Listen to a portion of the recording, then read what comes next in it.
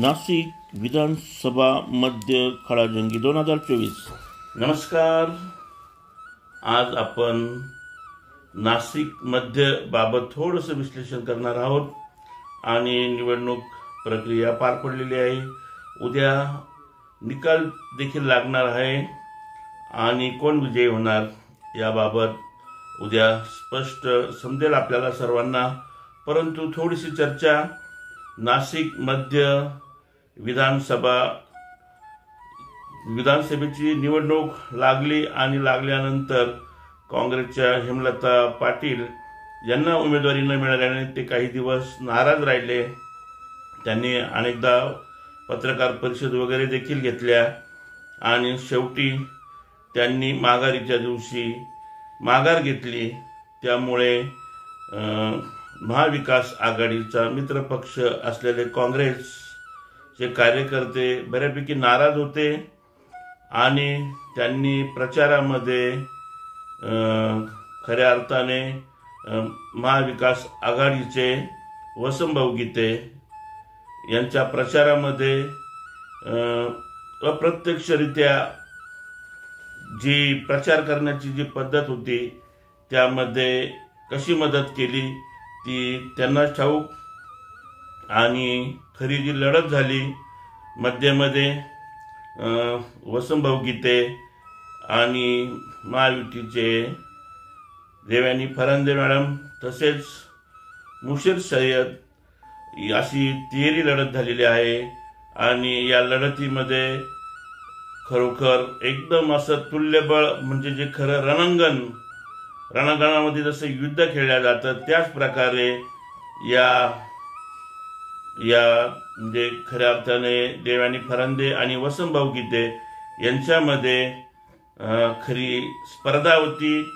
आणि या स्पर्धेमध्ये वसंतभाऊच्या अनेक रॅल्यांमध्ये मोठ्या प्रमाणात सर्व नागरिकांनी मतदारांनी मोठ्या प्रमाणात गर्दी केली। अनेक प्रतिष्ठित नागरिक आणि लोकप्रतिनिधी भाऊंच्या प्रचार रॅलीमध्ये सहभागी झालेले होते। आणि मनसे लाटीमध्ये एकदा आमदार देखील वसंतभाऊ राहून गेलेले आहेत। त्यामुळे वसंतभाऊंना मध्य मतदारसंघाचा कणा माहिती आहे आणि कुठे विकास बाकी आहे, काय राहिलेला आहे, काय करायचं आहे याबद्दल बऱ्यापैकी त्यांना माहिती आहे। आणि उद्धव बाळासाहेब ठाकरे यांची देखील अनंत काणेकर मैदानावर झालेली सभा खूप गर्दी होती आणि वसंतभाऊंना विजयी करा तसेच सुधाकर बडगुजर यांना विजयी करा असं आवाहन त्यांनी मतदारांना केलेलं होतं। खऱ्या अर्थाने मध्यमध्ये जे विजयी उमेदवाराचं भविष्य आहे ते मुस्लिम मतदान त्याच प्रकारे ओबीसी समाज आणि दलित समाज या सर्वांच्या मतदानावरच विजय अवलंबून राहणार आहे। तर वसंतभाऊ यांना देखील अतिशय म्हणजे चांगला पाठिंबा मिळालेला आहे आणि समोर ज्या प्रतिस्पर्धी उमेदवार आहे महायुतीच्या देवयानी फरांदे मॅडम यांना देखील या कारण मागील 5 वर्षापासून आमदार आहेत आणि मोठ्या प्रमाणामध्ये त्यांनी देखील विकासाची कामे केलेली आहे। मोठा निधी त्यांनी मतदारसंघासाठी आणलेला आहे। त्यामध्ये मेळा बस स्थानक असेल तसेच अनेक कामे त्यांनी विकासाची केलेली आहे। त्यामुळे त्यांना देखील मतदारांचा मोठा पाठिंबा आहे। महायुतीच्या लाडकी बहीण योजना असेल तसेच अनेक योजनांचा त्यांना फायदा मिळू शकेल। युवकांमध्ये खऱ्या अर्थाने देवयानी फरांदे ह्या उमेदवार म्हणून आणि लोकप्रिय ठरलेल्या आहेत। जरांगी फॅक्टर यांचा देखील जरा थोडासा प्रभाव या मतदारसंघामध्ये पडलेला आहे। त्यामुळे थोडंसं देवयानी फरांदे मॅडम यांना देखील मतदानाचा थोडा फटका या ठिकाणी बसू शकतो।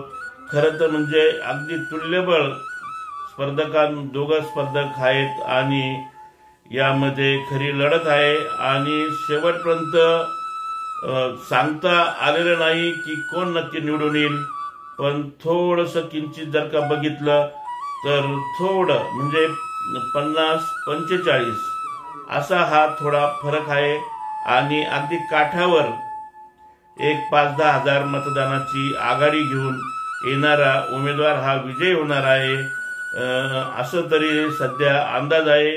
कारण मतदारसंघामध्ये फिरल्यानंतर ग्राउंड रिपोर्ट घेतल्यानंतर जसं जसं वेगवेगळ्या भागामध्ये जातो तसं तसं वेगवेगळं उमेदवारांना पाठिंबा मिळाल्याचं दिसून येतं। जुन्या नाशकामध्ये गेला असता जुन्या नाशकामध्ये वसंत भाऊ यांना मोठ्या प्रमाणात मतदान झालेलं आहे, त्यामध्ये मुशीर सय्यद हे देखील उभे होते, त्यामुळे थोडंसं त्यांना येथील मतदानाचा फटका बसलेला आहे असं वाटतंय एकंदरीत आणि त्यामुळे देवयानी फरांदे यांना थोडेसे मतदान या ठिकाणी जास्त भेटणार आहे आणि एकूण या मतदारसंघाचा विचार केला तर या मतदारसंघामध्ये अतिक्रमण वगैरे असे अनेक मुद्दे अजून राहून गेलेले आहेत। जुन्या नाशकामध्ये प्रामुख्याने दूध बाजार असेल इत्यादी ठिकाणी अतिक्रमणाचा मुद्दा गाजत आहे। अनेकदा महानगरपालिकेतर्फे या ठिकाणी अतिक्रमण काढल्यानंतर पुन्हा 2 दिवसामध्ये अतिक्रमण पुन्हा या भागात होत असतं आणि एकूणच मध्य विधानसभा मतदारसंघामध्ये झालेली निवडणूक ही अतिशय चुरशीची झालेली आहे। मोठी एकदम स्पर्धा यामध्ये रंगलेली आहे। देवयानी फरांदे यांच्या प्रचार रॅल्यांना मोठ्या प्रमाणात प्रतिसाद मिळाला। यामध्ये खऱ्या अर्थाने लाडकी बहीण योजना लाडक्या बहिणींचा खरा पाठिंबा मिळालेला आहे, त्यामुळे खऱ्या आपण तरुण हार जे म्हणतो तर महायुतीमध्ये लाडकी बहीण योजना ही अनेक उमेदवारांसाठी तरुण हार म्हणजे तरुण नेणारी राहील असं तरी मला एकंदरीत वाटतंय। या ठिकाणी दोघेही उमेदवार अतिशय तुल्यबळ आहेत, त्यामुळे एकदम थोडं काही 5-10 हजाराच्या फरकाने या ठिकाणी येणारा उमेदवार हा निश्चित निवडून येईल एवढंच मी या ठिकाणी विश्लेषण करू शकतो। कारण की वसंत भाऊ गीते यांनी देखील महानगरपालिकेमध्ये विविध पदे भूषवलेली आहेत, बँकेमध्ये विविध पदे भूषवली आहेत, त्यांचा देखील जनसंपर्क खूप मोठा आहे, मित्रमंडळी खूप मोठी आहे, त्यामुळे या ठिकाणी काही घडू शकतं असेच मी सध्या म्हणेल आणि फरांदे मॅडम या देखील पुन्हा निवडून येण्याची शक्यता आहे। त्यामुळे एवढ्या विश्लेषणानंतर मी या ठिकाणी थांबतो आहे। पुन्हा भेटूया पुढच्या व्हिडिओमध्ये। चूक भूल माफ असावी।